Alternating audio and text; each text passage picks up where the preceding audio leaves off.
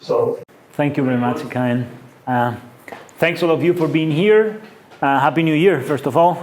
I hope we start the year very good and that you enjoy, or at least don't get too bored with this talk. I'm going to be talking today about consciousness. This is the main area of research. And I'm going to be talking about the relation between consciousness and first-person information, first-person content, etc., etc. So what is the relation between both of those? My intention is to offer a solution to a response to the knowledge argument based on the kind of information that consciousness provides to us. So here's the idea. When I mean consciousness, by consciousness I mean experience or phenomenal consciousness. So I'm referring to those states that it feels a certain way to be in those states, so there is something it is like to be in those states. Examples, classical examples, seeing a color, smelling coffee, having an orgasm, feeling pain, etc., etc. And these kind of states seem to escape our scientific explanation. So if someone has never had an orgasm, no matter what you tell him about the neural organization of the brain, etc., etc., it seems that something is missing. And the question is why? Well, people have pointed to the qualities of the experience. So the question to be answered is how non-conscious stuff, like whatever you prefer, neurons or brain waves or whatever, give rise to those states. And these questions are relevant because we worry about whether, for example, non-verbal animals are conscious. Do they feel pain? Or now in the rise of artificial intelligence, under which conditions an artificial system might satisfy those conditions. Those questions are relevant because they are the base of many of our intuitions that have to do with why do we care about them, etc., etc. But in general, the problem of consciousness is a problem in philosophy, the one I've been dealing with.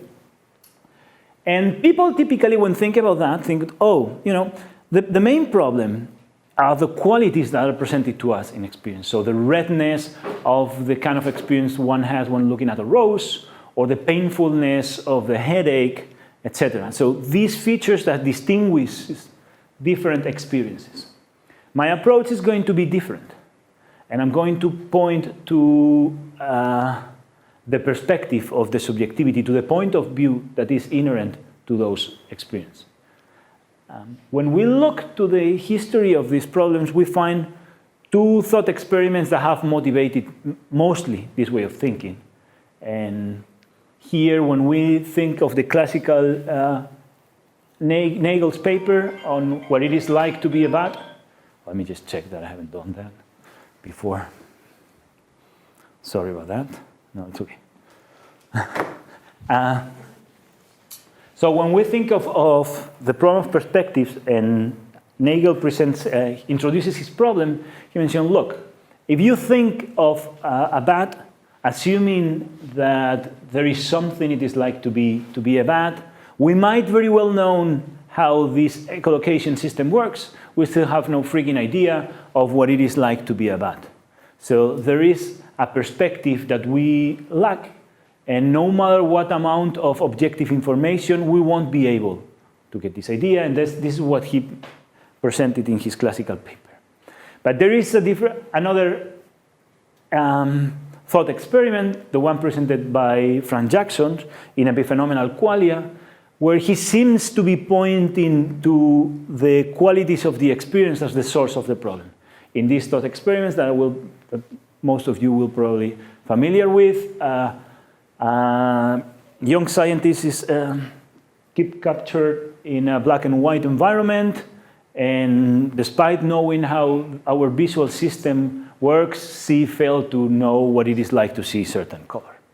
And in this case, it seemed that Jackson is pointing to the qualities, and given that I'm trying to offer a solution to the problem that is based on perspective, I'm going to be focused on this thought experiment precisely because I think that is one of the most clear articulations of thinking of the problem of consciousness in terms of qualities. So The aim of the talk is going to be to defend a perspectivalist view. What is here a perspectivalist view? Well, a view that considers that the core of the problem is the point of view, in contrast with what might be called a qualitative view that points precisely to the qualities as the source of the problem. And I'm going to try to unpack this idea of a perspective in semantic terms, claiming in perfect line with the original thought experiments that the problem of consciousness is an informational one. Basically, what I'm going to argue is that the information conscious experience provides cannot be deduced from an objective and complete description of the world. Why? Because phenomenal information, the kind of information that we gather through the experience, is more fine-grained than possible world information that I'm going to argue is the kind of information that we get from science. That's basically the idea. And here's the structure of the talk. So I'm going to start by presenting the knowledge argument, and just to be clear about what are the granted considerations in the debate. And then I'm going to motivate the idea that the kind of information that we gather from experience is first personal. First by means of a thought experiment, and then providing the details of the way in which we should think of this content. I'm going to then say how this kind of information that I'm going to call perspectival information relates to the knowledge argument, and then respond to some objections. So that's basically the plan. So let's start by the knowledge argument. In the knowledge argument, we have one of these ideas that philosophers have. A mad kidnapper takes a baby, and in a new version, in a modern version of the thought experiment, places in her eyes contact lenses in such a way that these contact lenses filter the color, and she sees everything in black and white. Now, she studies neuroscience inside this room, and she comes to know all that science can tell us about color vision, but the intuition that Jackson presents us is like, well, no matter what she knows, once we take out the contact lenses and show her a color for the first time, she will learn something. So there is the kind of knowledge that she has is not enough to come to know what it is like to see red. So to be clear about what are the considerations and the ideas in the thought experiments, we can grant Mary a stronger capacity. So she does not just know all the scientific information, all the neuroscientific information, but she has, so if we think that the world is physical, she has all the physical information. Also, she has perfect deductive capacities. So she won't be a human is not like one of us, but this super Mary can do these kind of things. Still, the idea in the thought experiments that granting her all this perfect knowledge of the physical world and having perfect deductive capacities, she won't be able to deduce what it is like to see red. And the conclusion that Jackson extracts in this paper is that what it is like to see red, so the conscious experience, is not something physical. In order to be clear, I think that we can articulate the tension that the argument presents in a clearest way. For this purpose, I invite you to go to Amazon and try to find this book. This is the Big Book of Science. So what is written in the Big Book of Science? Well, what we have there is all the evidence that is required to solve any uncertainty concerning how the actual world is. It's a very big book. I'm not sure whether it's now available, but you get the idea. So if we think that facts consist of things or tuples of things instantiating properties, then the idea is that the world is exhaustively described by saying which things instantiate which set of fundamental properties. So all those fundamental facts are written here. Of course, there are more facts, like the fact that I am in front of you. That is not something that is written there, but it's not a fundamental fact. But once we know how all the people are located, we can easily, with deductive capacities, especially with ideal deductive capacities, come to know that I am in front of you, this sort of things.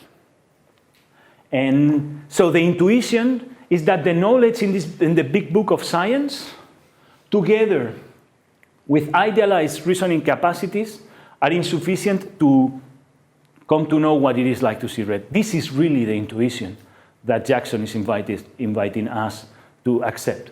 Note that these simplifications that I'm taking here, considering facts just as things instantiating properties, is my simplified ontology to make the case. If you want to complicate the ontology, feel free to do it. Nothing hinges, or at least I think so, behind that. So actually, the knowledge argument is a puzzle. It's a tension between these two ideas together with the... So if we think that phenomenal facts are not fundamental, hence they're not the kind of things that are written in the big book of science, and we accept that knowing all fundamental facts, somebody who has ideal reasoning capacities will be able to come to know all the facts that obtain in the actual world. That is, that person will be able to know exactly which world is the actual world, which possible world is the actual world. Now, Mary knows all the fundamental facts. That's what, at least in the Mary that I'm presenting you, and has ideal reasoning capacities, but she doesn't know what it is like to see red. And now, here we can see the tension, and this is the basis of the knowledge argument. Well, what are the reactions to the knowledge argument? Well, some people say, look, just reject one, and you have to write down. So phenomenal facts are fundamental. There are some issues, because just by the fact that they're fundamental, one need to explain why it seems that one to be in those states, etc., etc. But this is one way of going.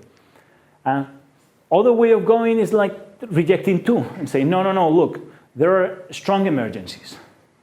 So there might be two possible worlds that are identical in their fundamental properties, but nonetheless are different. Well, because to get on top of the fundamental properties, you need to add some sort of contingent laws that connect the fundamental facts with the rest of obtaining facts. But this would be a denial of physicalism. We can accept, so we can reject simply that C learns something, some sort of a priori physicalism. But for most philosophers, people tend to accept the intuition and reject the metaphysical conclusion. And that's the position that I'm going to call epistemicism. And that's what I want to grant. So I want to grant that all these three things are true, and then articulate what's going on, right? And that's this way dissolving the puzzle, all responding to the knowledge argument. Note here that in the way in which I'm presenting things, the problem has nothing whatsoever to do with physicalism. Right? And that should be obvious. So when I present that to my students, the typical knowledge of physics that they have is almost zero. They don't know what are physical properties. And you don't need to know that. It's like, tell me whatever you want about other things that are not consciousness. I cannot derive the conscious things. So no matter what the world is made out of, the question is how from these things consciousness arises. And this is why the problem is presented in terms of whatever the fundamental properties are.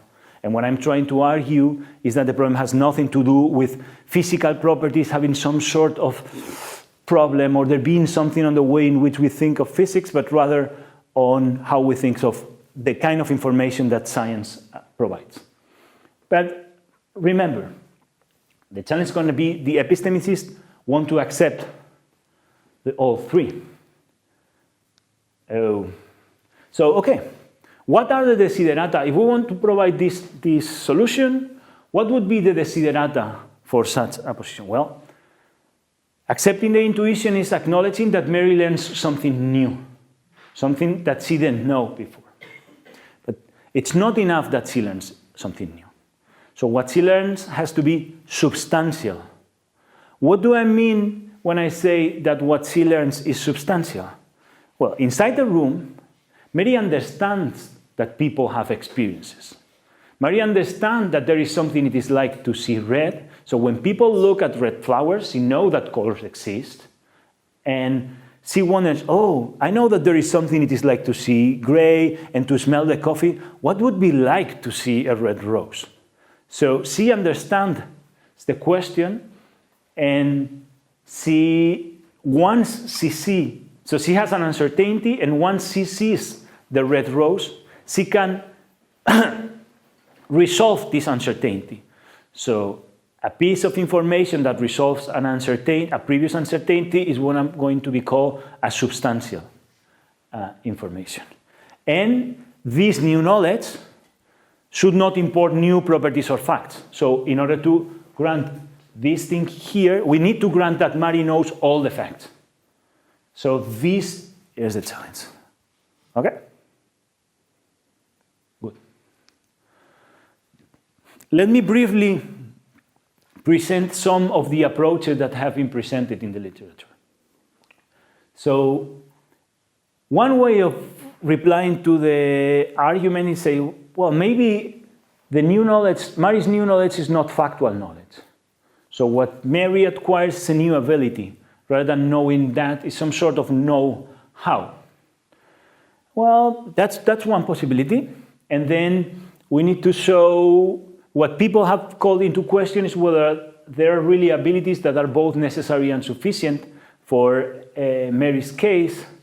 But especially many people think that knowing how always entails some sort of know that.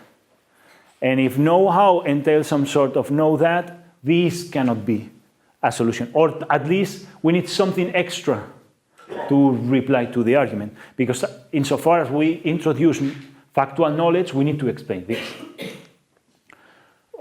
A classical solution is a Freudian one. You know, there is a fact, Mary knew a fact, and what she learns is an old fact in a new manner. So this has a new mode of presentation in the same sense that the Joker attacks Bruce Wayne only when he discovers that he is the Batman. Something similar might be going on here. The reason why this per se won't do the trick is that we are attributing to Mary complete knowledge of the actual world. And this thing works for people that do not have complete knowledge of the actual world. The reason why Hammurabi discovered something when he realizes that the morning star, that Hesperus is Phosphorus, is that he didn't have the complete astrological knowledge. So for someone who knows all the facts, all those things are they're not going to have any knowledge. Of course, there is one way in which we might say that. So there might be some sort of information that one can only have in certain circumstances. For example, imagine that I have heard of a kind, and I know everything, all the facts about the kind, including how he looks like from every possible angle. Now, once I am in front of him, I can form the thought, oh, this, visually attending to a kind, this is a kind. Well, this is a thought that I haven't had before, right? And in this sense, it's new. But the problem with this new knowledge is that it's quite different from the knowledge in the phenomenal case. Why? Because there were no uncertainty that I had with regard to a kind. And in this sense, this new knowledge is not substantial. So it's not an answer to a previous uncertainty that I had. So either we need to deny that they don't have complete knowledge. There are some things that we can introduce. So maybe there are some aspects of reality that are necessarily linked to the properties we have, but we can only know when we occupy certain location. So for example, Howell introduced, I don't want to get into all the details, but somehow we need to deny that Mary has complete knowledge of the actual world. Or if we go in this way by this some relation of acquaintance, we end up with a solution where the information is not substantial. So because in the sense that it does not solve a previously existing uncertainty. And so then it's worth to look for something else, and then we come to this perspectival information. What is going to be the solution? Well, Mary learns the way things seem to others when seeing something red, and I'm going to be assuming and arguing that conscious experience are a primary source of information, and they convey certain information to their subjects. And I'm going to assume a representationalist position. And the way things seem to others when seeing something red is the information they obtain when having the experience, when I'm going to call phenomenal information. And what Mary doesn't know is what is the information those states convey. I'm going to argue that the experience convey first-person information, and what Mary doesn't know is this kind of information. And this information is more fine-grained than the information that she can find in the big book of science that she knows. In order to motivate this idea, I'm going to go in 2 steps. First, I'm going to offer a thought experiments to motivate the idea that the information and experience is first-personal. And second, I'm going to argue that this first-person information is special, offering a semantic characterization of the information. So let me start with an intuition. In order to go with this intuition, I invite you to revisit Lewis, Attitudes, Edicto, and Deseo. In this paper, David Lewis argues that knowledge of the actual world is insufficient to come to know who we are. And here is the thought experiments that he used. We need to imagine 2 sibling gods. One is called Pollux, and the other one is called Castor. Pollux is located in the highest mountain, throwing down thunderbolts. Castor is in the coldest mountain, throwing down manna. They both know that. So they know that the unique inhabitant of the highest mountain is called Pollux. They have a complete description of the actual world, and from all the possible worlds, they can select exactly which world is actual. They know all the facts that obtain in the actual world, namely, what is the exact distribution of properties among things, right? But Lewis argued this information, and only this information, is insufficient for both gods to know who of the 2 gods they are. So Pollux knows that Pollux is in the highest mountain, and so does Castor. But he still has uncertainty with regard to whether he is Pollux and Castor. And this is what he uses to argue that first-person information, so Deseo is more fine-grained than the Edicto, the description of the world. Okay, so the objective is not sufficient to gain self-knowledge. But what happens when we introduce consciousness into the equation? Well, now I want you to consider the very same situation, but we're going to substitute the 2 gods with other 2 siblings, okay? Now we have a kind in the highest mountain, Joanna in the coldest mountain, doing exactly the same thing. Well, they both know that a kind is the sibling in the highest mountain, right? Now, a kind opens his eyes. He looks around and says, hey, I'm a kind, right? So I'm only appealing to intuition. So the knowledge that a kind is the unique inhabitant of the highest mountain, together with his visual information, for example, it's enough for him to come to know that he's a kind. Of course, I'm granting the 2 enhanced cognitive capacities so that both have, I mean, I'm not telling that you don't have the capacity, but really I just want to grant that, the capacity to know exactly what is the factual, what are all the facts that obtain in the actual world, right? This, together with their already obtaining ideal reasoning capacities, allows them to know who they are once they have the experience. So this is the contrast that I intend to present. So the experience gives you the first person, so gives you some information, and this is the information that allows you to self-locate. What I want to do is to show that the information that we gather in experience go beyond knowledge of qualities. And for that purpose, we can substitute our 2 gods by 2 goddesses, Isis and Nephthys. Isis and Nephthys they have all the knowledge that the two gods have, okay? But they also have knowledge of qualities, okay? So they perfectly know how it feels to have the slight headache I might have, the feeling of boredom that you might be feeling, etc., etc. They know all those qualities, okay? So, and they know not only how all the properties are distributed, but also how all the qualities, be their properties. They are properties, of course, that Pollux and Castor already had it. I'm just here opening for other possibilities and just bringing the idea that they know that. They know how all those experience feels. However, imagine that they are zombies for any time before a certain time. So they have not have experience. Or if you want to avoid the issue, they had all the experience required to have the qualitative knowledge that I'm attributed to them, and then let them forget who they are.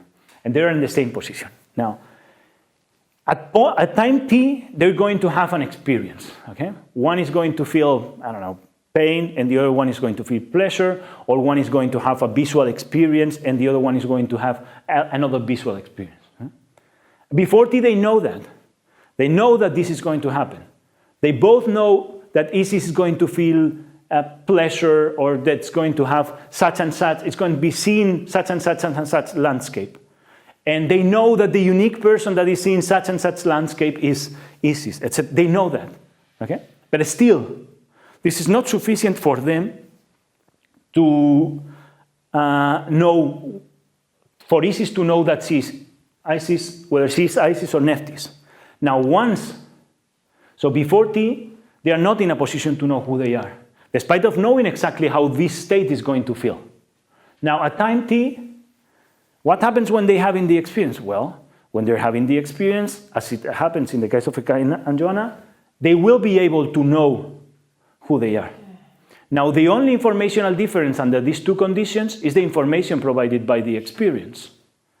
Because as they have ideal reasoning capacities, there is one piece of information that is changing. And the only piece of information is provided by the kind of information that the experience gives to us, okay? So the kind of information that provided by the experience, if they can solve this uncertainty, and the only thing that we are missing is a piece of information, a piece of evidence, must be first person. Well, this is just an intuition, to call the intuition, but it would be nice to articulate what is meant by this first person information and how we should to understand that. For that purpose, I just want you to take some considerations, and I'm going to be assuming that two individuals can have experience with the same phenomenology. By the phenomenology, I mean what it is like to have the experience. And I'm going to assume that two experiences with the very same phenomenology convey the very same information. The idea is that for every subject, everybody that would be having the kind of experience I'm having now would have exactly the same information. So we would have the same, there is some information shared by any two experiences with the same phenomenology, and I'm assuming that it's possible for two individuals who have experience with the same phenomenology. I take that to be part of our pre-theoretical understanding of phenomenology. If you remember, before knowing anything about consciousness or everything about phenomenology, when you were kids, you were wondering, oh, do other people, do tomatoes look the very same way to me that they look to the others? Well, that's what we are talking there is about phenomenology. Of course, different theories would set different constraints concerning what is required for two individuals who have experience with the same phenomenology.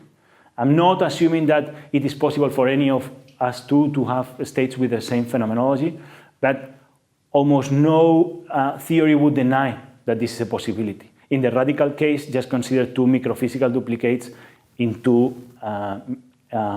duplicate environments. Okay? I'm gonna.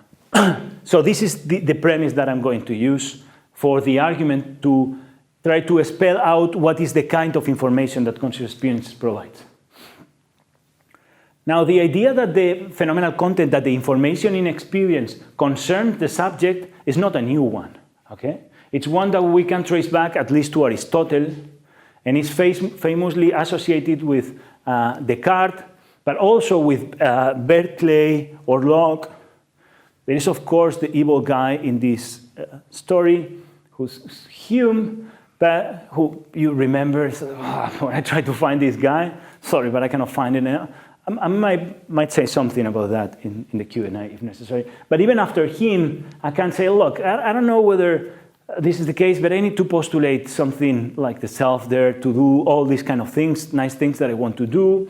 And one of his students, Fichte, says, the kind of things that we philosophers love to say is like, look, everyone before me were thinking of that in the wrong way. And he suggested that there are two ways to represent or to think of oneself, as subject and as an object, an idea that got popular in analytic philosophy through Wittgenstein and Shoemaker.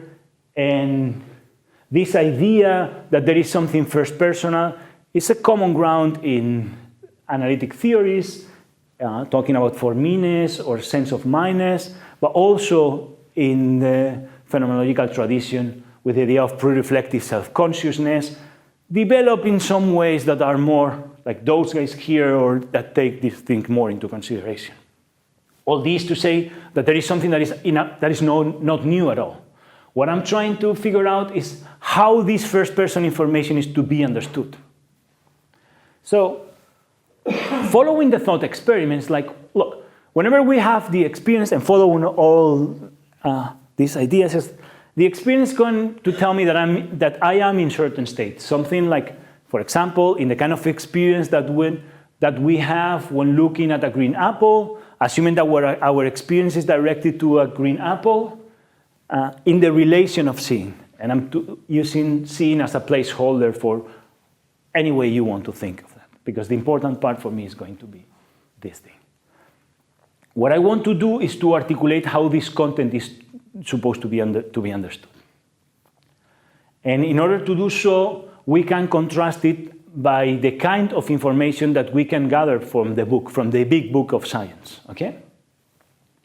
How can we characterize the information in the book?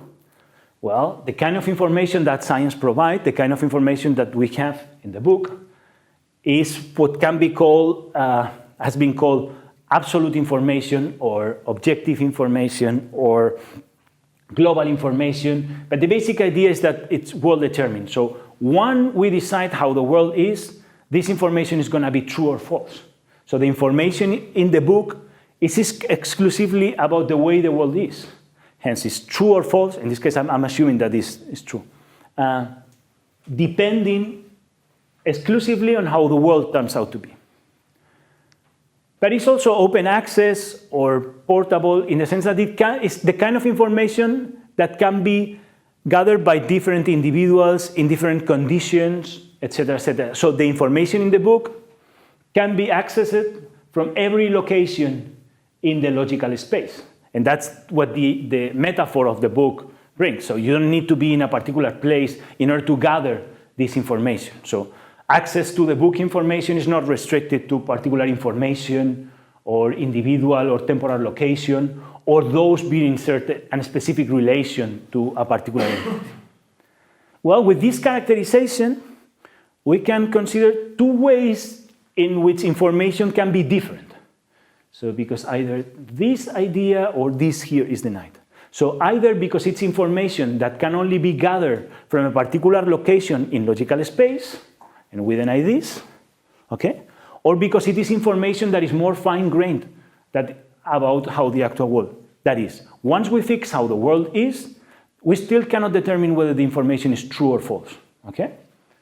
And we deny this. It's more fine-grained. There is more detail there.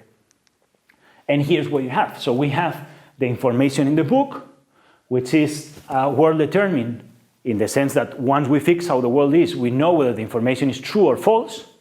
And it's open access, so you don't need to be in a particular location. You don't have to be a particular individual. You don't have to be at a particular time. You don't have to be at a particular location in order to gather the information. And then we have what might be called privileged information. Privileged information is information that can only be gathered from a particular position in logical space. So for example, Those who think that the information in experience depends on acquaintance with the experience, okay, thinks that there is some information that you can only gather once when you have the experience. So the position in logical of space is that of having the experience. And if you're not acquainted, if you're not in this relation, you're not going to have something like that. In the case of the self, in information like this one, so this would correspond to ideas like the Frege's ideas on the self. He thought that there is a mode of presentation that is only available to the subject itself. So whereas all you can think that Sebas is giving a talk, only Sebas can have the thought, I am giving a talk. And that's different from yours because the self is presented in a particular way that is only accessible to this particular individual. And in this sense, it would be privileged. So it's information that only I can have, okay? Can only be gathered from one location. On the other hand, we have this perspectival information. This perspectival information is information that can be gathered by different individuals, but it is more fine-grained than possible world information. So why? Because it's what is called self-locating information, okay? So for the way in which David Lewis was thinking, so if the center world information or self-locating information would be information that is more fine-grained. So it does not only tell us about which world we inhabit, but about which individual we are. Let me present this idea in a somehow intuitive way with the analogy of a map, okay? Rather than thinking of possible worlds, think of possible cities, and think of information in terms of maps, okay? Now I can have a map with the location of the 3 main buildings of the city. Well, this might be information, so this map might be useful to walk in New York or to walk in Taiwan.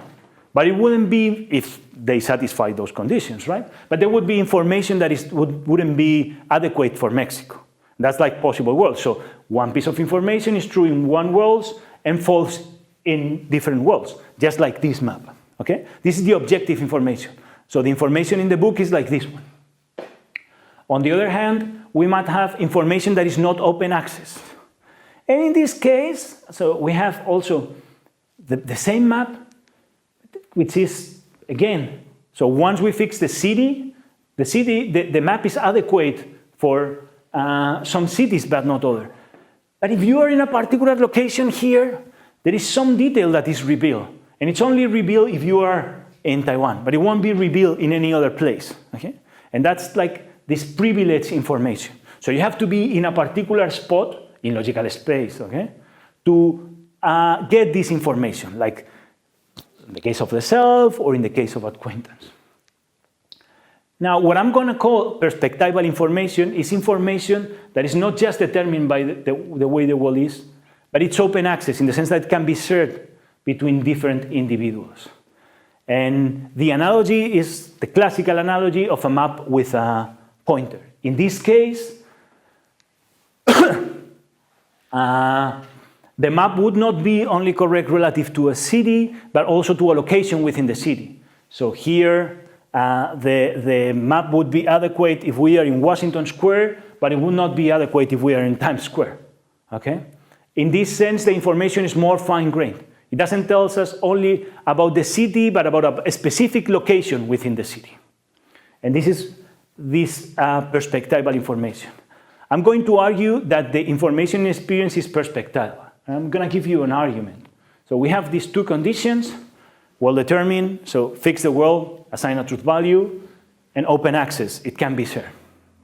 Now remember, we have granted that it is possible for 2 individuals to have experience with the same phenomenology.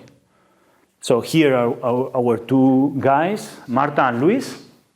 Okay, Marta and Luis are looking at an apple, and they have the very same experience.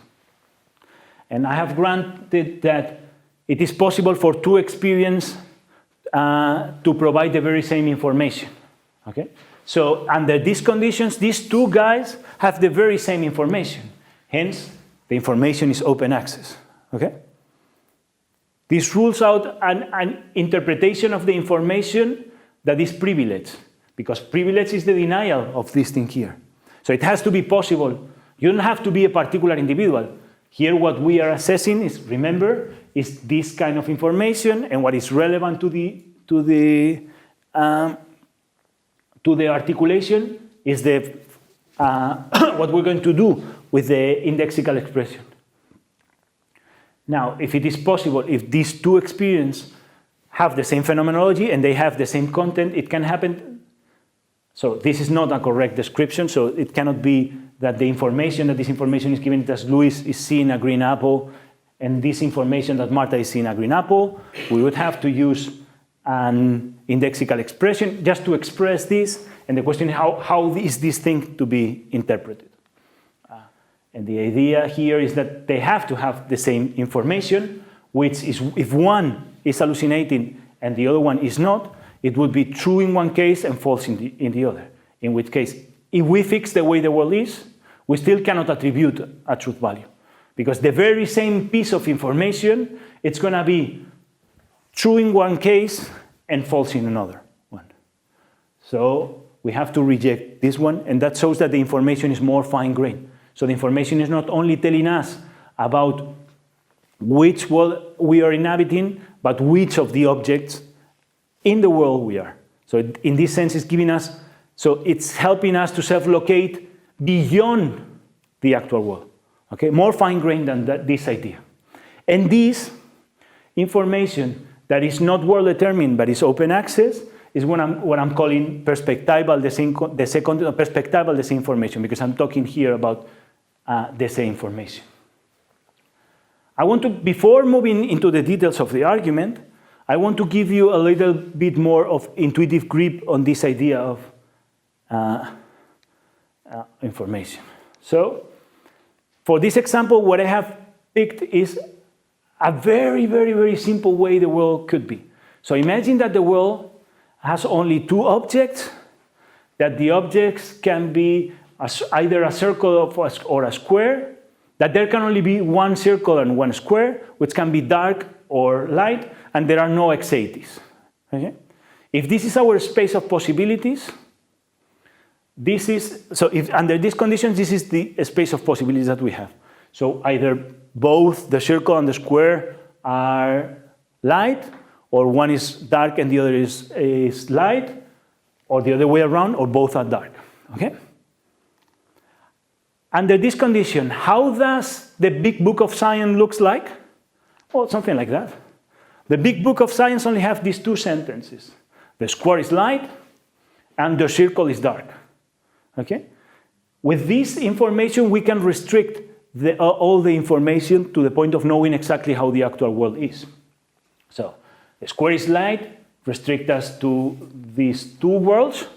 The square is light, yeah? And the circle is dark to these two worlds. As a consequence of these two pieces of worlds, we end up knowing that the actual world is this one. Okay?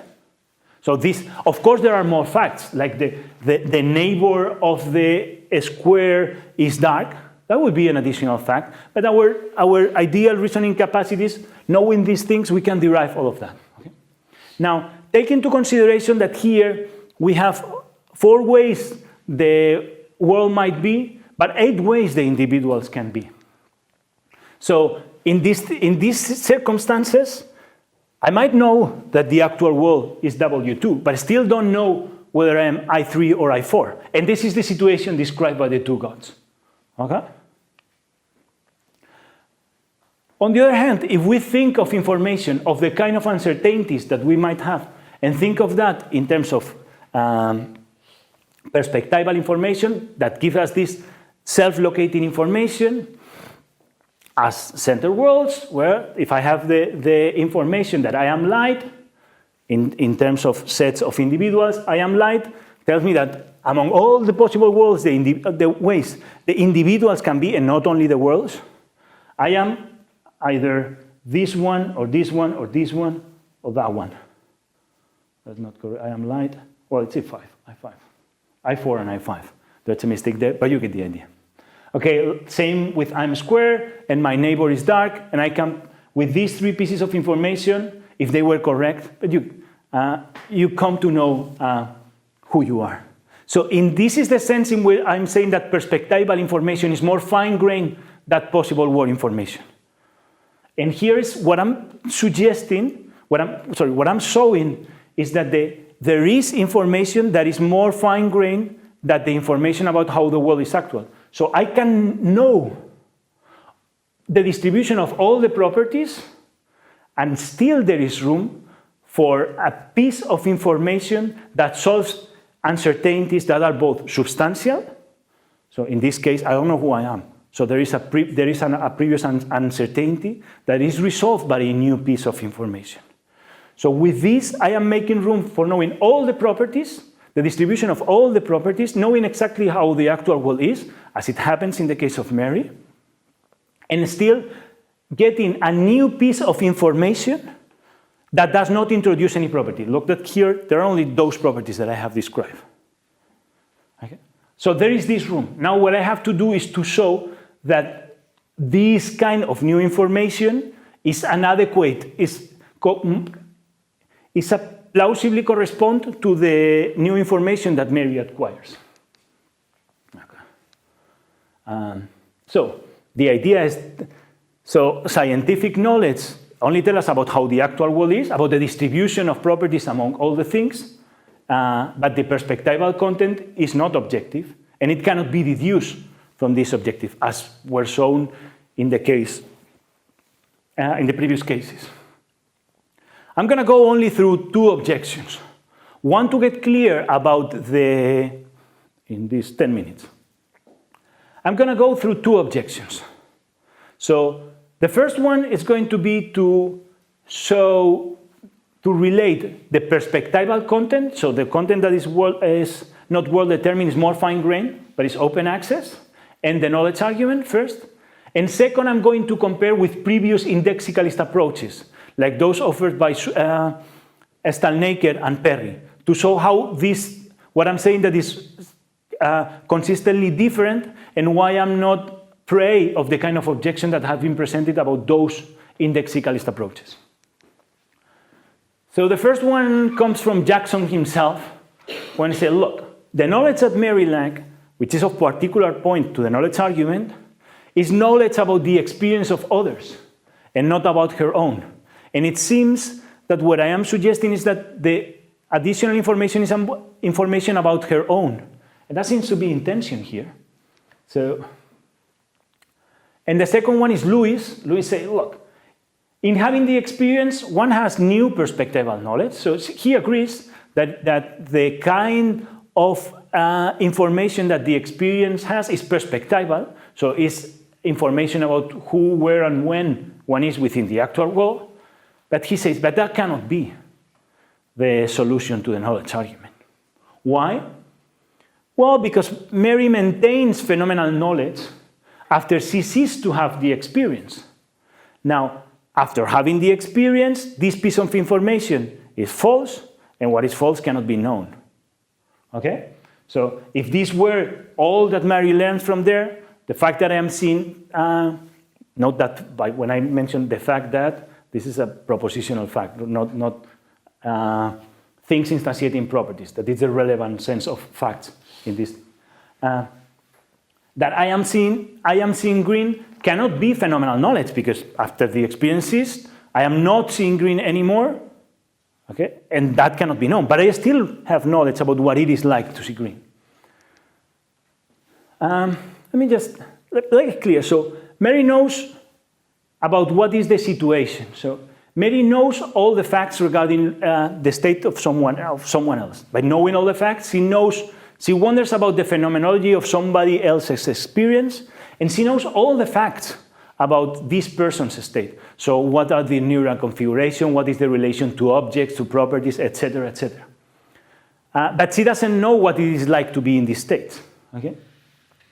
What she lacks is the information that this person's state carries. Okay? In order to illuminate this idea, what one has to consider is the difference between knowing what it takes to have the knowledge, that is something that she knows, from having the knowledge itself. So Mary knows that the state carries some information, but she doesn't have the information. It's like, I present you, here's the big book of science. Do you know what is the information that the book has? Yes, I mean, complete information about the actual world. Do you have the information? No. Okay? Imagine that we take Mary's brain. Okay. Do we know what is required in order to have this information? Yes, just be in this state. Okay? But that doesn't mean that we thereby have the information. So the foreman is the kind of information that Mary has, and the second is the information that she lacks. So in having the experience, Mary obtains the information that those states carries. And this information cannot be derived from the information in the book. So the same response helps us with Lewis.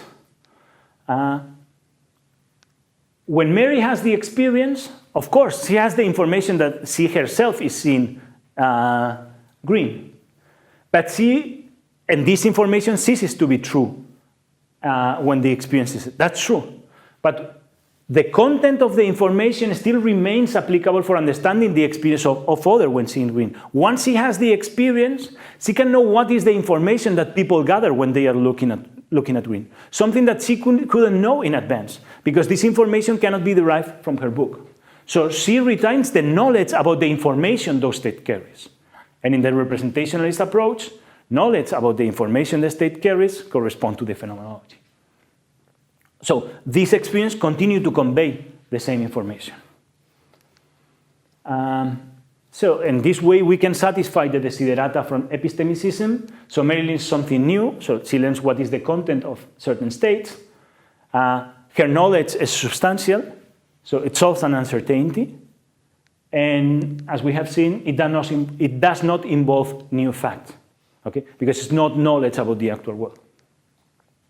The content of Mary's new knowledge is perspectival, let's say, and it cannot be derived from the book.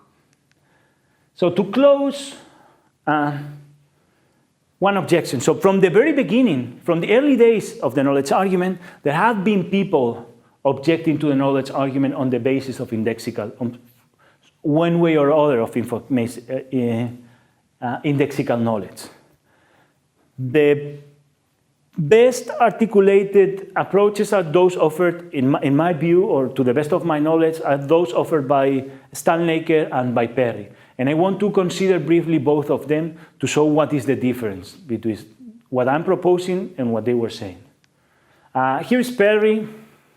Perry thinks that this case is just like the Kitty case, and for this reason it's not going to be valid. So he thinks, look, I know that Dresky, in his example, I know about Dresky, and I know that Dresky wrote information and the flow of information. What's the name of the? Oh, the flow of information. Knowledge and the flow of information. Thank you. There was something missing from the flow. Knowledge and the flow of information. But then one day he goes to a party, he's talking to someone, and this person says, "Hi, I'm Fred Dresky," and say, "Oh," and he learned something. He said, "Look, the case of Mary is similar to this case." And I think this is incorrect. This is incorrect for several reasons. So first of all, the way in which Perry understands indexical information is in a token reflexive way. So it's information that can only be gathered from the subject that has the token thought. This explains how the information can be new, because as it's not accessible for any other, it's not the sort of thing that is written down in the book. But this cannot be substantive, okay? Because if I know for every piece of every object what are the properties that they have, this information cannot be substantive. According to Perry, the new knowledge comes from connecting the perceptual information with a folder containing previously touched information about oneself or about the experience. So something like, this is what it is like to see red. So I connect this, the experience that I'm having at this moment, this very same token, with what it is like to see red. And the problem with this approach is that it only solves one part of the puzzle. And this can be seen by appealing to the Nida-Rumelin thought experiment. So in Nida-Rumelin thought experiment, we have Mariana. Mariana entered a room. Mariana is like Maria, like Mary, sorry. Mary, Maria. Like Mary, she has never seen a color, and she enters a random color room. Right? Now she knows paintings, random paintings, and among them is red. But still she wonders, oh, which of those colors or which of these experiences correspond to the experience people have when looking at ripe tomatoes? Okay? So this piece of information can explain this second bit, okay? But not the first one. And this can be shown if we consider the case of, Mary. So Mary knows everything. Imagine the situation of Mary in the Dreske's case. So Mary knows everything about the world, and when she first meets Dreske, she will not learn anything. She already knows that the person she's talking to is the person who wrote Knowledge and the Flow of Information. So likewise, when Mary enters the random color room and sees red for the first time, she already knew which of those colors have all the whatever colors are. So if colors are surface reflectance properties, she, before even entering the room, she knows which pieces, paints are of which color. So by just entering them, say, oh, this one is the one that has the same color, that all those things, and she would have no problem in coming to know these things. So the solution that Perry proposes is either not substantive, and the sense in which can be rescued to be substantive is not one that explains Mary's epistemic gain. Stalnaker is quite similar to Perry, but he objects precisely about that. So Stalnaker thinks that Mary acquires essentially contextual information. So the information conveyed within a specific content that cannot be separated from that content. So his idea is that there is some information that can only be gathered if you are right there in the particular location. So for example, he gives this example. When somebody says a bomb is buried there, and unless we defuse it now, it will explode within 5 minutes. For Stalnaker, there is some information that can only be gathered by those that are in this situation. Okay? This is another example of privileged information. Specifically, he denies that the information is more fine-grained than possible world information. And what he thinks is that it's information that can only be gathered from one particular location in logical space. In this example, there and then, in the case of the self, by one subject in particular. But we have seen that this is not sufficient. This is cannot be a satisfactory answer to the knowledge argument. So we have exactly the same. Moreover, if that were the case, we need, in order to make it clear, there is a previous uncertainty that is resolved in having the experience. And if in this case, there is no previous uncertainty that anybody that is not in this situation can have. Okay? So again, Stalnaker's attribution cannot be substantial. Finally, a general objection to these other indexicalist approaches, because what I want to contrast is that those indexicalist approaches use privilege, what I have called privileged information, rather than perspectival information. So two different ways of thinking of first-person information. Chalmers thinks in the indexical case, any epistemic gap disappears from the objective perspective. Here's the example that he gives. Say I'm a physically omniscient, but I don't know whether I'm in the USA or in Australia. So let's imagine that there are appropriate qualitative twins. He's presenting an example quite like Lewis's example. Then I have certain indexical ignorance, and discovering that I am in the USA will constitute new knowledge. But if someone else is watching the world from the third person point of view and is also physically omniscient, they will not have the corresponding ignorance. They will know that A is in Australia and B is in the USA. And that's all there is for them to know. Look, what Chalmers is thinking is that all that is missing in the indexical case is possible world information, also world-determined information, namely that A is in Australia. But this is not how we should think of perspectival information. So the indexical case involves open access. First, he thinks that the indexical case involves open access information. That begs the question against Stalnaker. I don't know whether we can make sense of Stalnaker's position, but more than that is required. Because Stalnaker thinks that there is some information that can only be gathered if you are right there. And what he's denying is there. What is behind his idea? He thinks that a relation of acquaintance with phenomenal qualities is required to gather the information, but this is precisely what I have been arguing against. In any case, I can grant that all the information is open access and thereby accessible from the third-person point of view. Here, the third-person point of view only means that it's open access, okay? That can be gathered by people outside the situation. That is, this is the position that he is taking. Because my reply relies on phenomenal information being not well-determined, so being more fine-grained, okay? So just summarizing, I have tried to argue that phenomenal information is first-person information, but just saying that it is first-personal still cannot differentiate these two different ways of articulating first-person information. Classical understandings of the an indexicalist response to the knowledge argument are based on well-determined information, and that's why they're subject to certain objections. They cannot be substantial. However, if we think of that, and I have provided an argument of why we should think of that information as perspectival information, the information can be both new, substantial, and does not incorporate new facts. And given that I have been talking quite long, I said that as a summary, just mention a few things. So consciousness thinks unexplainable in terms of anything else. And qualities have been believed to be the problem, and that has limited the investigation for a new solution, narrowing the scope of possibilities. And the reply that I'm providing dispenses qualities and locates the problem in the perspectival information that consciousness offers us.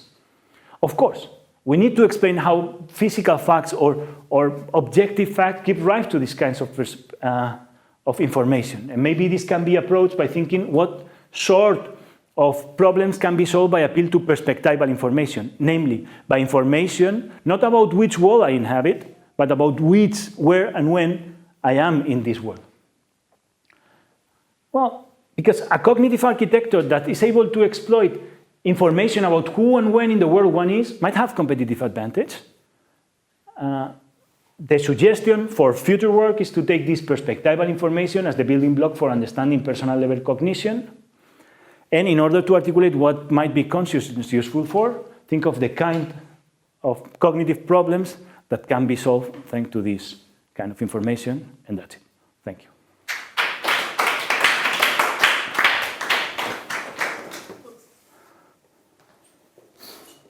So, Eros.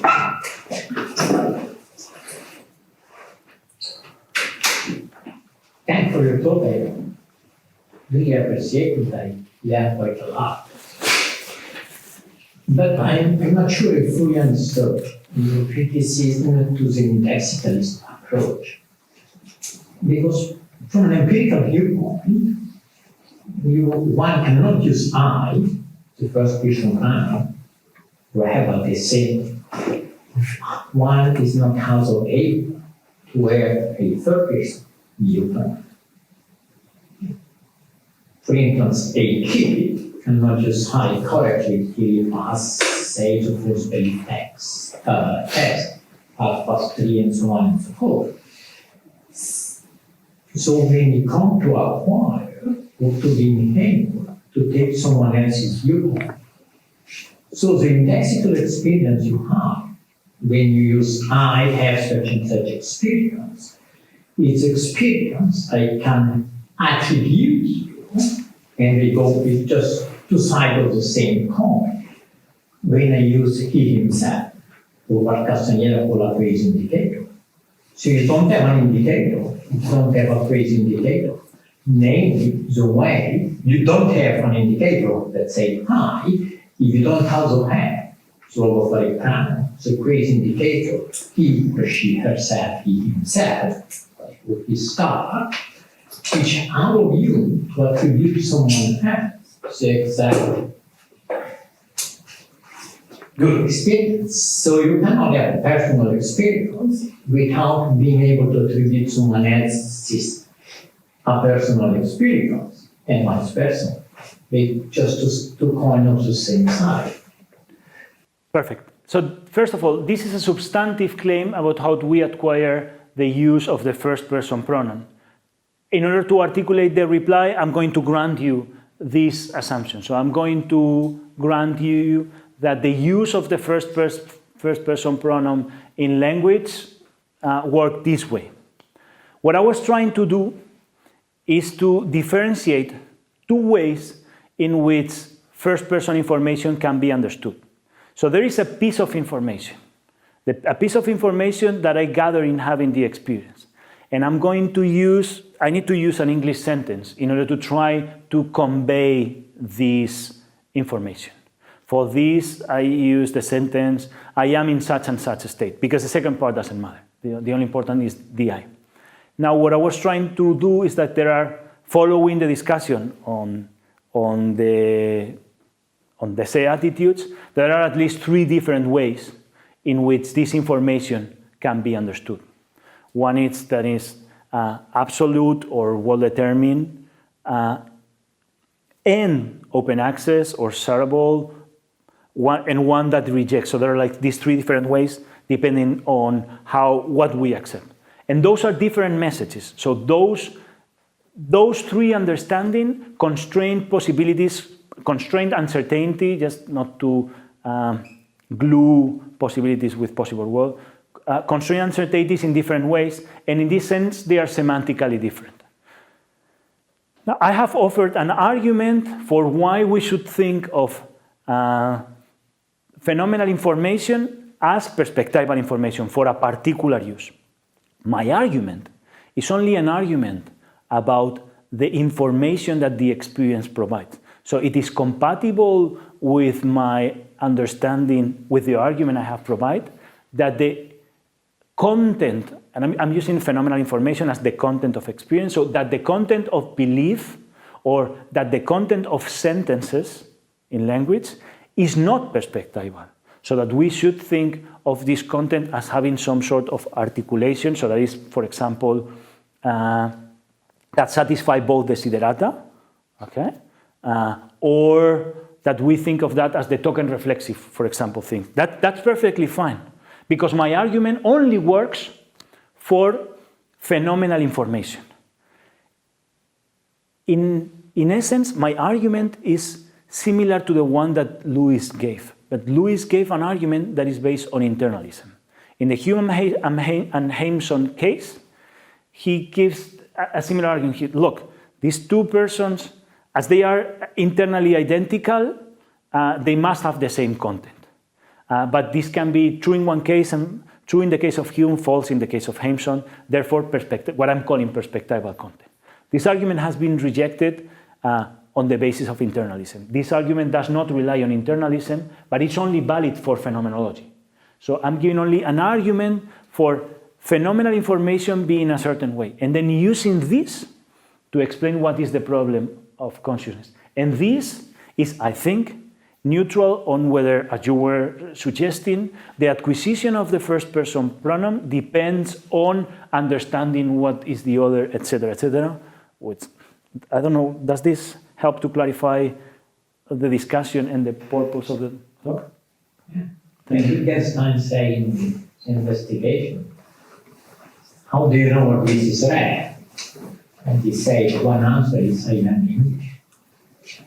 But so okay. Something that I'm taking for granted is that there is conscious. I'm not giving a full-blown theory of what it is to have a certain experience. In the purpose of doing research on consciousness, I'm granting that these things exist. I have one of those. I assume you, more or less, and that's the framework where this research is. Thank you. Thank you.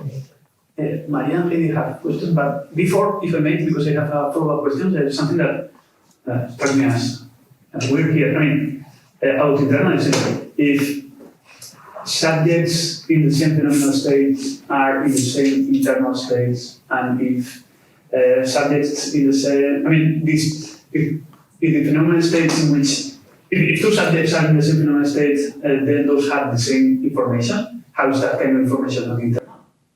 But that depends on a further premise. So if you think that phenomenal duplicates, so that physical duplicates, so internal duplicates are phenomenal duplicates, then it's okay. But the argument does not rely on that, because I can deny phenomenal internalism.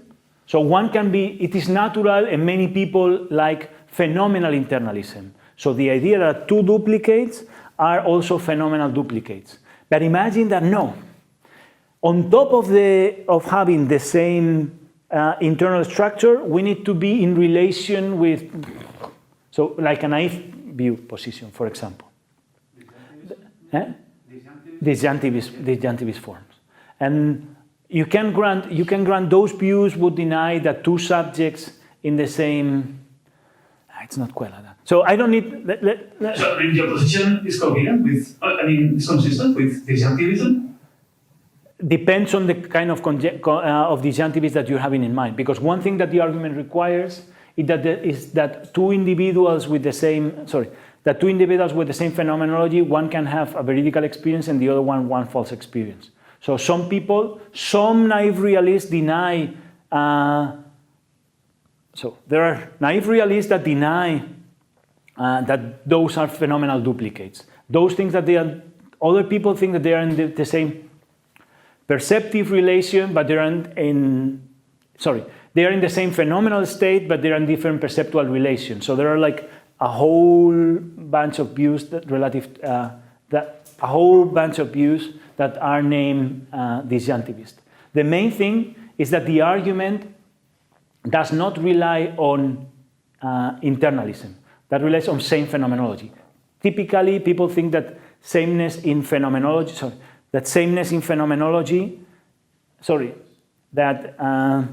same internal structure, same phenomenology. But think of someone like Papineau. Papineau thinks that, Papineau, no. Yeah, so no, sorry. So yes, so what are the conditions for two systems to have the same phenomenology? Something I have left open. So there might be, you have to be in the same states or some other things. If you accept that it is possible for two subjects to have the same phenomenology, but be in different internal states, if you accept that, you would say that those two states will have the same content? Those two states have the same phenomenal content, yes. And it will then be internalistic. In that case. It all depends. So imagine that I have a theory that says, no, on top of having the same internal structure, you need to have been kissed by God in order to have phenomenology. Fine. But then this is not an internalist view on phenomenology, and it's one that is nonetheless consistent. Maria? Thanks. So mine is not really a question, it's just, well, it's maybe a question to see how far we can take your view, and maybe that will help me understand exactly. So instead of thinking about first person, let's think about time. And let me say, remember after prior, thank goodness, that's over. So you have the root canal, and the guy decided to then says, thank goodness, that's over. So you might say, thank goodness, that's over at 3 p.m., blah, blah, blah. Thank goodness that's over as contemporaneous, and prior says, why would you say that? I mean, it's only when you say, thank goodness, this is over now, like in the present, that you're entitled to be thankful. So some people have read this prior argument as a defense of a certain metaphysical view of time. It's kind of analogous to Jackson's argument. So there are certain properties of time that are not physical. I mean, they are physical, but that means that time is, past, present, and future. But it can also be read, and I think it should be read as a sort of an epistemic. So there's somehow there is a new information. So what I'm trying to say is you have thank goodness that's over, and obviously one way of looking at that would be you have fact, you have a root canal that is over at a certain moment of time. So one way would be to say, look, it's the same thing. You have basically the same content when you say thank goodness is over at 3 p.m. or thank goodness is over now. It's a different way of accessing that information. It's a different way of getting access to that information. And it's only when you feel it like 3 p.m. is now that you can be thankful. So for you, it would be two different information, right? Perspectival information. What would be the objective fact? Root canal, 3 p.m. The dentist finishes whatever they do. And the other one would be the perspectival information, which is the information that only you who are sitting there suffering can have access to. Is that? That would be privileged information. So privileged information is information that only Sebas or only the person at 3 p.m. can have. Yeah. So with the now, so maybe this is helpful. So, I only want to have, rather than this and now, I only want to have one. So fortunately, the match is over now. So you use just one indexical. And then for those indexical expressions, so what I was presenting based on precisely the discussion on these indexicals, that there are 3 ways of understanding this information. One that is that depending on whether people, in this case, what matters is the time, whether people in different times can have the same content, and on whether once we fix the world, we can attribute it a truth value. Those are basically the 2 things. So if you accept both or you deny one, if you deny that it can only be had by the person at that time, that's what I call privileged information, in the sense that only in from a particular location in logical space you can gather the information. Or you can think in no. So people at different times can have the very same information, which happens to be true for some and false for the others. And in that sense, this information is more fine-grained because it doesn't tell us only about how the world is, but where are we, so in which time one is. So, okay? Now, the argument, as I said, is an argument for phenomenology. It doesn't, so all the discussion on the Dese phenomenon, what people are trying is to give arguments on whether we should reject any of those. In my view, it's like people were thinking like there is this Dese way of understanding, and for example, Louis says, well, what I say is what Perry says, but here is some of the ways. And here's one tool that can be used to differentiate the 2 views. I'm not sure about the 79, you know much more than me about that, but I'm not sure about the 79, at least as it is written, but definitely in the book on consciousness, this is definitely privileged information. Whereas Derives' proposal is not privileged, it's perspectival. And what I'm contrasting is these 2 information. How should we think of cases of thought? How should we think of cases of belief? So we need an argument. So what I was doing is provide an argument for phenomenology. So, and this only works for phenomenology. Now, there might be, slippery slope arguments. It's like, well, when you have it for phenomenology, why not thinking that this is the content of belief? But that's the only thing that I can offer you. No, nothing like that. So if you think that belief is a privileged position in which everything is fine. That's. I don't know whether this helps. Yeah, so phenomenon, it also works on time. Yeah, absolutely. But then it's all the information. Yes. So I'm seeing. So I would say that the information, actually, the information that we have in perception is something like, I am in this relation, and also maybe just one indexical helps to. This is going to depend on some other metaphysical. But here the idea is that use an indexical expression and think this has to be evaluated relative to times, relative to whatever. Take this whatever and consider whether the whatevers can have the same content and whether it can be true for one whatever and false for another whatever. The whatevers are typically, this thing what whatevers is, the whatevers are typically possible worlds. But here we're just being more fine-grained. And the whatevers are lexicals. If it is a short follow-up, you can go. No, he has a question before. Oh, it seems to me what your perspectival information is privilege, whatever you want. It's come close to preaching. xenophilism, when we got this kind of finger of ostentation, which they work like, say, like indexically in essential indexical. You got in command and you hate it. And without this kind of perspective, this kind of what you call fins, finger of ostentation, well, her word could not work, could not act. Machine. Without implementing this kind of stuff. And this is kind of tricky information. So you have privileged information and perspectival information. I have argued that information and experience perspectival and not privileged is perspectival. Now, what I have shown is that phenomenology entails privileged information. I agree, that's something I'm working on. I think that privileged information, I also think that agency or responsibility entails, requires first-person information, not either privilege or, but I don't know why the other way around. And that's why there are typical, so what I'm exploring is what is the typical connection between agency, creativity and responsibility and consciousness based on these sort of things. But that's opens, but that shows more or less what I'm working on. If that helps. Eddie, please. Yes, I'm kind of puzzled about a couple of things.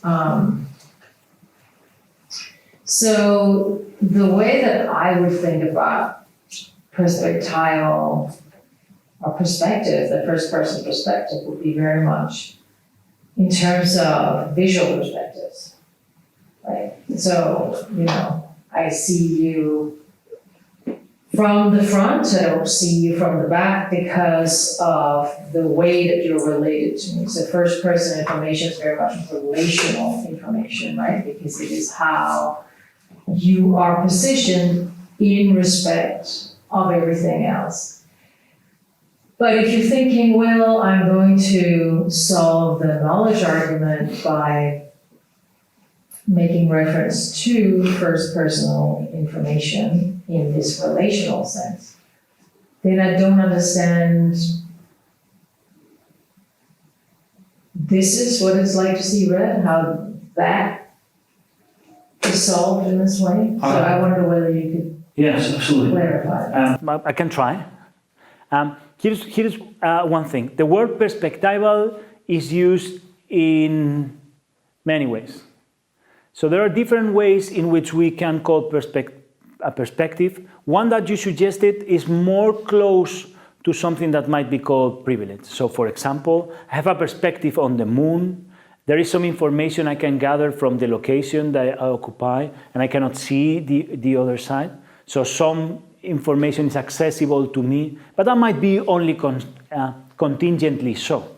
So the idea that we're using here is using the space of possibilities, whether the information is restricted to those that occupy a certain location. And in this sense, the privileged information also might be said to be perspectival. The use of the terms here is technical. Okay, so the word perspectival means a particular reading of an indexical expression that intends to express the information that the experience provides. Okay, so what I have argued is that the information that the experience provides has to be expressed, is ideally expressed with by the use of the first person pronoun. First step. Second, the use of the first person pronoun is ambiguous among different readings. And I have argued that the reading is one particular one.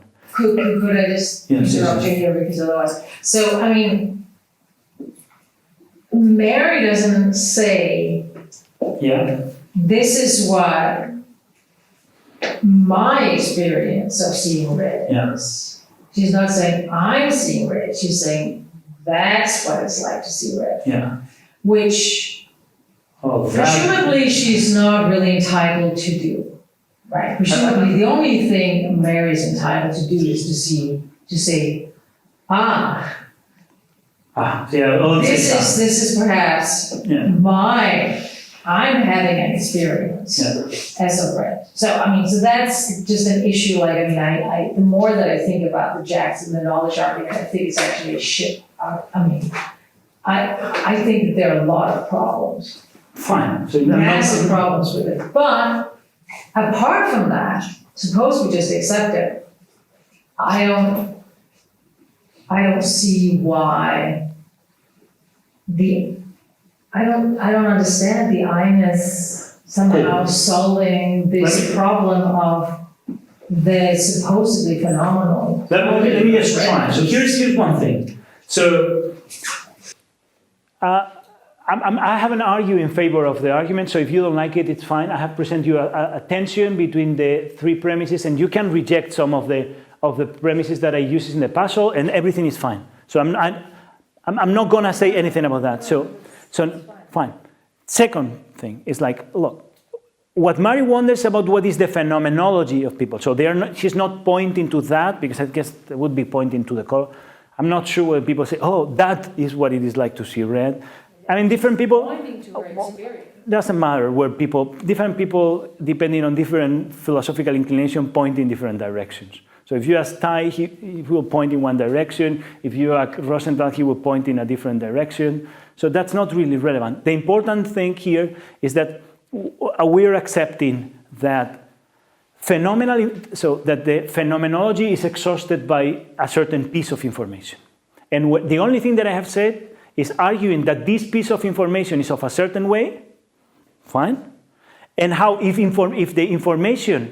if Mary wonders about the phenomenology, she wonders about this information, and then explain how this information cannot be derived from the book. That's all. So I have that's all that I have said, and then I can give you, actually do it in the paper, how from the knowledge attribution of what it is likeness, so how we move from the attribution of what it is likeness, what is the kind of knowledge attribution that we do in stereotypical cases for the case of phenomenology with information, how it works with the representationalist approach we are considering. But the important part is just this one. All that I have said is look, if phenomenology entails some information, and if somebody wonders about the phenomenology, she wonders about the information, and this information cannot be derived, and that automatically from the book, that automatically stops the argument. So it doesn't matter what that is the I. So I have motivated why the I is there, but for your question, the only thing that matters is that phenomenology have this information, and this information, which is important to the phenomenology, cannot be derived from the book. Finito. I don't know whether this helps. Because I'm trying to figure out what the first person, is doing. So I understand. I would agree. In fact, I think that being conscious is relating to the world in a first person way. That's what consciousness is. So that I'm completely on board with. I'm just very confused about bringing the phenomenology of redness in and seeing how that somehow is first personal. When you say that the phenomenology is first personal, what these views, so there are two things, as I'm hearing you, there are two things which you might worry. The first one is, what is the connection between the phenomenology and the first person information? Or what is the relation between the first person information and the knowledge argument? Previously, I was replying to the second one. What is the relation between first person information and the knowledge argument? Because the kind of first person information there cannot be derived from the book. As for the first part, what is the relation between phenomenology as first person content and first person information? I have provided you with the history of philosophy. So some people saying that, but also and especially a thought experiment. So you have the experience in this case. So that's the thing of motivating. For some people it's just obvious that what the experience conveys is just not that there is redness, but I'm seeing it, or I'm in certain relation to that. That's the information that the experience conveys. And the question is how this should be understood. But I don't want to appeal to phenomenology, because when people discuss a phenomenology, it's like, that's not my phenomenology. So what I was using is like, well, what is the pieces of information that people can use in reasoning? And in the example of the two goddesses, the only missing element is the information that the experience provides. Well, so one thing that I'm a little curious about, right, is that if we are supposed to take the knowledge argument seriously, right, Mary knows everything there is to know about seeing, right? And about seeing colors in particular. She knows everything about the world, all the things, all the properties. So okay, fine. So then she knows everything there is to know about seeing. But what there is to know about seeing involves information about where you are related with respect of the object. Again. So there's going to be a lot of relational information that is absolutely essential to knowing all the things that Mary is supposed to be knowing. In which case, one wonders whether the extra information that you're making reference to wouldn't have to be included there in the first place. That's very helpful. So of course that Mary knows what is the relation that Mary will carry to the red rose. She knows that. And all that I'm saying is that the information that she gathers is different from the information that Mary will be, or that Mary is in a relation. So there are like, here it is. So I am seeing red. So I am seeing red. Okay. So this is compatible with knowing that Sebas is seeing red. Mary. So by knowing all the facts, she knows all the locations, all the relations that Mary, and all the particles that Mary is made of, and all the particles that every individual is in relation to all the red object. She has this piece of information, of course. She knows how the object Mary and all the particles that Mary has will ever be in every relation to any other particle in the world. She knows all those things. That is what knowing all the facts know. But from these facts, you cannot derive this piece of information. Well, I think that the problem with this experiment in the first place is it is unimaginable. But this is not, sorry, this has nothing to do with the example, sorry. This is not something that has to do with the example. This has to do with the semantics of these things. So this information, I'm clarifying why this information is more fine-grained than this one, right? So whether you can imagine, all that I'm saying is like, as in the case of the two gods. So you can deny it. I cannot imagine somebody knowing how all the particles are related to everything else. That's why I took an example that was really easy. That was like the case, something that where you can play with the information. This is this case. Okay, here are all the particles, all the properties, all the possible relations. Are only those. Just this. But then it's like this, but with billions of particles and how they are related for every time. So what you're doing is that you're reducing the Mary thought experiment to being one in which I wonder what it would be like for me to have that experience. That's the question. Say it again. That was. I wonder what it would be like for me to have the experience. No. What Mary wonders, this is important. That's the question that was using to reply Jackson. So Jackson claimed that cannot be, because what I worry inside the room is about your experience, about the experience of someone else. So Mary wonders about the phenomenology people have when looking at red objects. Now, we are assuming, so I'm inside the room, and Mary, and I wonder about the experience Eros has when looking at red things. Assumption, when I look at the red things, I'm having the same kind of experience, and this is what Eros, this is the kind of experience that Eros and normal people were having. Probably normal, there is no such a thing, but it doesn't matter. And,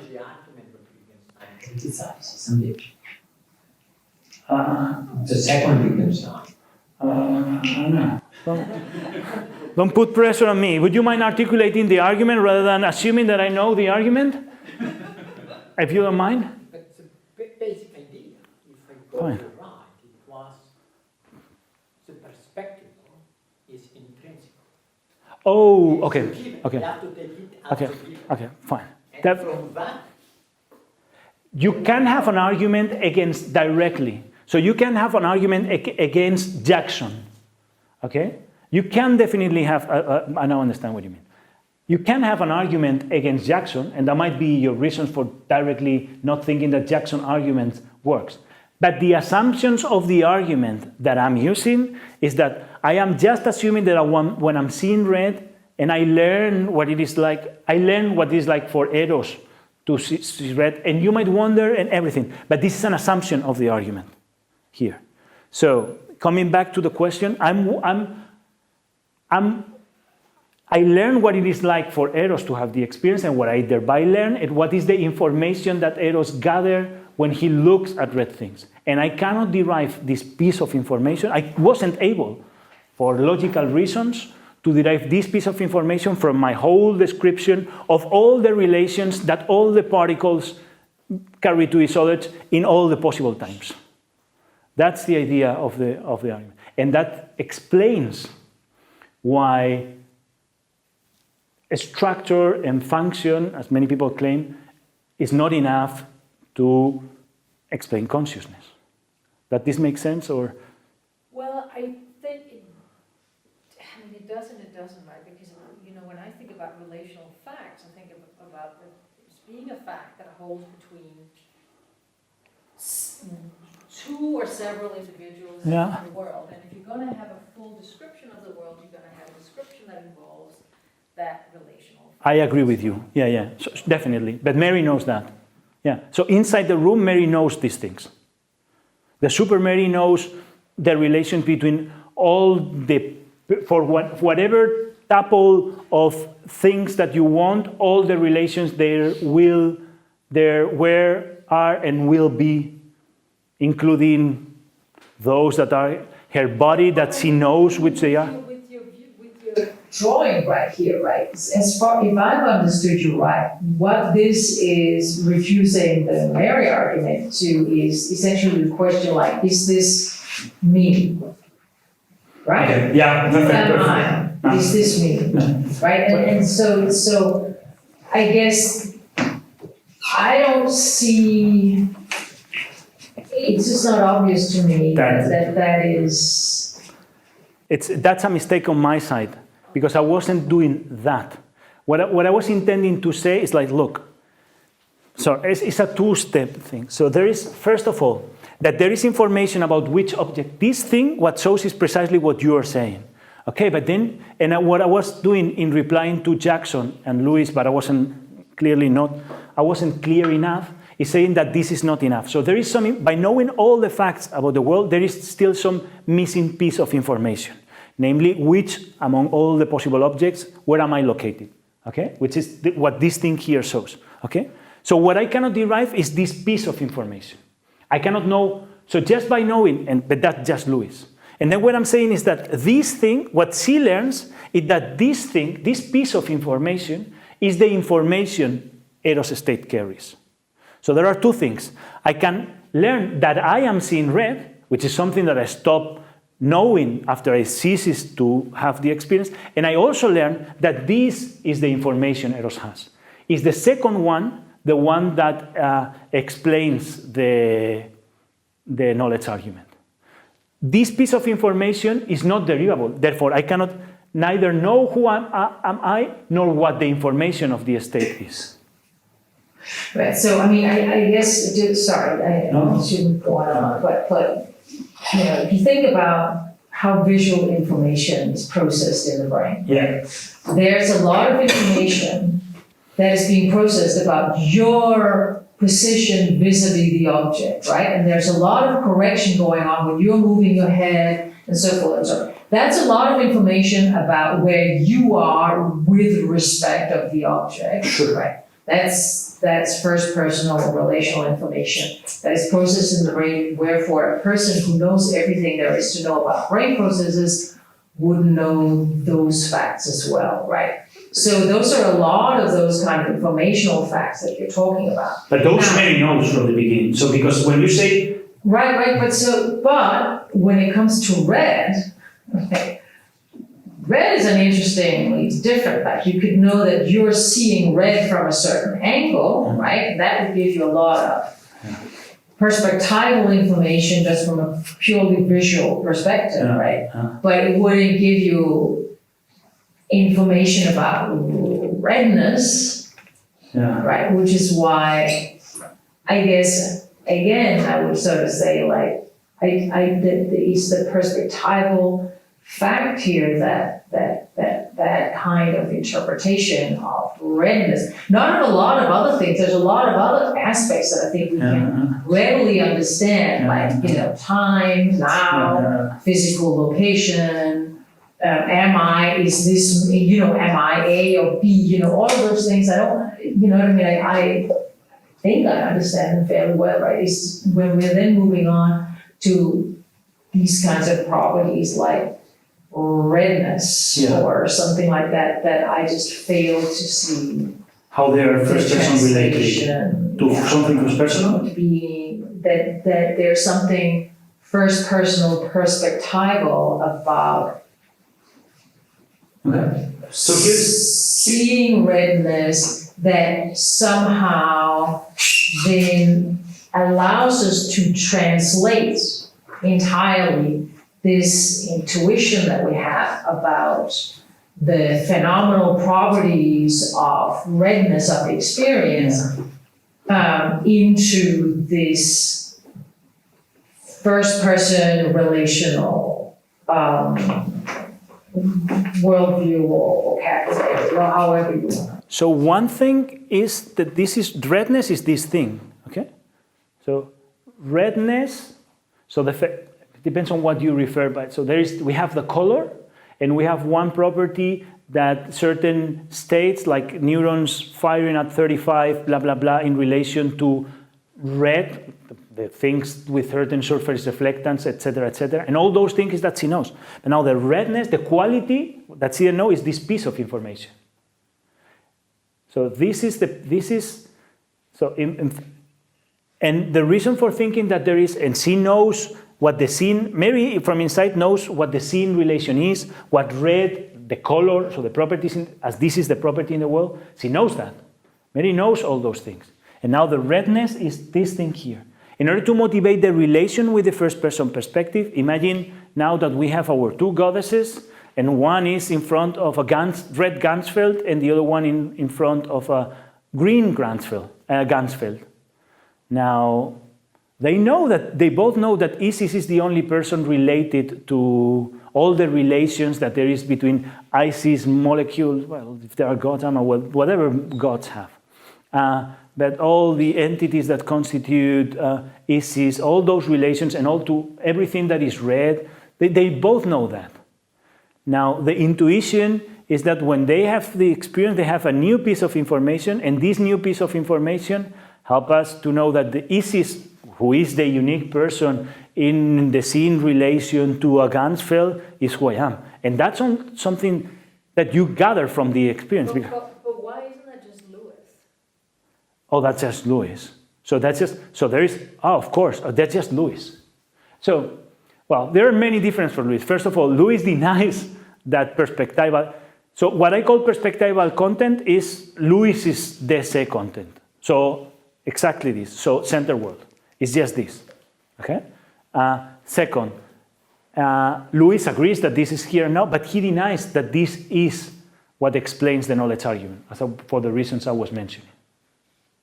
So there is a sense in which I'm not introducing any further content that is not Lewis, but Lewis was not considering experience, so experience plays no role in his argument or his reasoning. All that I'm bringing is connecting Lewis's to consciousness. So if you want it this way, it's like all that I have done in my talk is doing some Lewis and some consciousness, and that's it. That's fine. Yeah?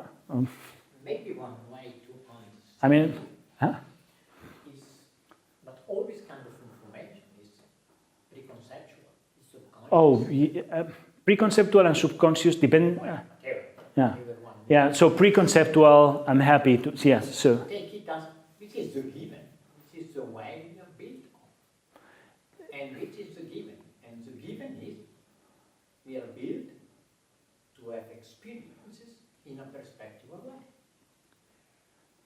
That's one way of, so there are different ways in which, there are some things from what you were saying that say, yes, I agree. And there are things that I do not agree, because the important things would be in the nitty-gritty of these details, okay? But there is, of course, some things where everybody say, oh, consciousness involves a point of view. Who denies that? Consciousness is subjective. Who denies that? Now, what I'm doing is like, what it means to have a point of view, or what does it mean to be subjective? At least, at the very least, I have articulated two ways in which information can be subjective: the privileged and the perspectival. Being the perspectival, nothing but Lewisian, though there are tools that we now have in philosophy that Lewis didn't have to articulate some differences. And if we end up making possible distinctions between, for example, or clearer distinction between Perry and Lewis. And people have criticized approaches to the phenomenology problem based on indexicality, because this is the approach. What I'm saying is like, look, there are reasons for thinking that this is the way of going for phenomenology, okay? And how these help to solve the knowledge argument. By solving the knowledge argument, I only mean to dissolve the tension between the premises that I was given. How can somebody know all the facts and acquires new and substantial information about the experience of others without introducing new properties? That's all. I mean, here I guess my objection, or one form of my objection comes back, and that is, you cannot know all the facts without knowing all the perspectives that go into construing the world. So you would have to have all that information if you were to know all the facts. I mean, I think a lot of it relies on, an unjustified notion of what objective scientific knowledge consists in, and perhaps some misunderstandings what's subjective. And then you put the two together, and then more confusion arises. But I simply fail to see how Mary could have all the information. First of all, it's unclear that we can use the argument for anything, because none of us are able to imagine what it would be like to have all the information, in which case we won't be able to imagine, or we won't be able to know whether or not Mary would be surprised when she saw the red. So I think that's one problem with it. But secondly, it really seems like, well, look, if there are, and I think we've got very good reasons to think that there are, subjective points of view, you say you agree with that, right? In order to have all the information in the world, and particularly when it comes to consciousness or to brain states, you would have to have information about all of those various perspectives. In which case, all that would be left for you is just to say, if you want to be doing counting, am I the one having this experience or not? But that seems a weird way of reducing the concern, right, about the richness of particularly perceptual experience. Cool. Maybe something I can that facilitate my understanding is that you define perspective, because I was very clear what I mean by a perspective semantically, but it's not clear what you mean by perspective. So here in this world we have here are all the properties. What is for you there a perspective? What does it mean to have a perspective? What are the relations? So I don't think. Or we don't have any relations. Things have a perspective. I think living creatures that have brains, that have consciousness, have a perspective. Okay, but what do you mean? So, and then what you mean by perspective? Then I'm gonna not use the word perspective, okay? And I'm gonna say. Rather than perspectival, the same information, I'm going to call it Lewisian information. So I'm not doing anything with perspective. So my argument has nothing to do with, by what do you mean by perspective? You can say, oh, and conscious things have a perspective. And then I'm offering an analysis of what is your perspective in terms of Lewisian information. And all that I have is Lewisian information. Now, in order to know how all the things are, you can know how all the things are, like here, and still have Lewisian information without introducing any further properties. So here you have all the properties that they exist in this world. You can create magic, but you can have Lewisian information here, And all that I'm saying is that you might assume that consciousness requires something else, but the knowledge argument does not require that. So the knowledge argument tells you, look, you can have all the objective, all the properties. So I'm not using perspective. So I'm using, if perspective means relations, so namely, what are the properties that either things or tuples of things have? If the relations are those things, then Mary knows all the relations. All the relations that obtain in the world is something that Mary knows. That means how, in my super simplistic ontology, where I only have things and properties, I know for all the things and all the tuples of things, what are the properties and what are the relations. This is something that Mary knows. And you might say, but we don't know what is, I don't know. I cannot say, I can. I mean, I don't have a problem with that. And the only thing that I require is like, that multiplies by billions. Fine. But it's the same. Eh? Eh? Eh? If you go down this path, Yeah. Mary would be God. Yeah. Well, So- in a weird way, because Mary, I mean, I think that what this relies on is this notion that Mary has third person perspective knowledge. But what does it mean? So the question is, what I am articulating, so sure, Be the one that is having the experience. there is one way of translating all that I have said in this way of talking. So there is one classical way of thinking that I think most people agree is like you have third person description of the world, and then you have the first person point of view. And you cannot, there is something, so Nagel says, look, if you only take the third person point of view, there is some things that you would be missing from this description. And I say, no, you're not missing anything. Everything is. So you have a complete account of you can have a complete account of the actual world and yet not having the information. Well, stop. I still haven't told, I do not have a complete story of how you gather this Lewisian information from only things. That's something that goes on top of that. How to get Lewisian information from these things. And people like Kit Fine, for example, have been arguing that reality must be radically different. If we have something like Lewisian information, the way he put it is, if we let a Kaplanian character to guide our metaphysics, namely Lewisian information, we would end up with a view of reality which is radically different. And then, but that's another story. In principle here, we're only dealing with the possibility of somebody having complete information of all the things and tuples of things, relation and so on. Sorry, I'm like, he says, we're only dealing with having all the information about everything in the world. Sorry, we could talk about this over drink. I was just laughing because it's like we're only dealing with complete knowledge of the entire universe. But in my view, or in the physicalist view, or all that you have is this thing multiplied by billions. So that's what I mean when we only. By only, that's all that I have in mind. That just by multiplying those things and making, of course I cannot. But Joanna and Ekain, in the example, so those super guys, they can. I cannot, of course. In the examples and in reality. Yeah. One way, you could translate your viewpoint, it's a kind of a joke maybe. Go for it. In Leibnizian code, the answer I in the monad. What did you say? The I in the monad. No, not really. I don't think, so because, well, you would have to give more than that, because something here, what are the things that can have conscious, I haven't given you any theory of what are the things that can gather this Lewisian information. I'm using Lewisian information, so just to be clear that I'm not trying to mess with using the word perspective. I use the word perspectival to define, to think.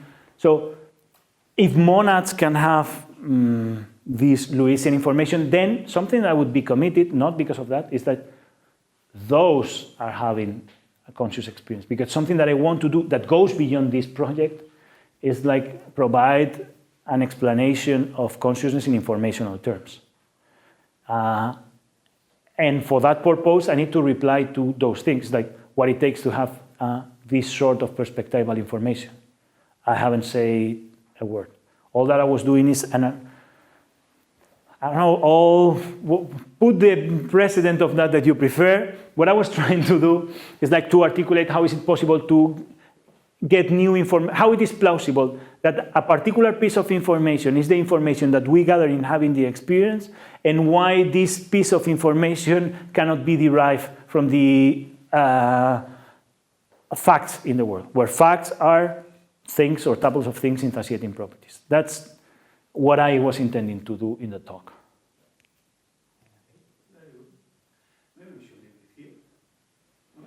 Thank you very much for the discussion.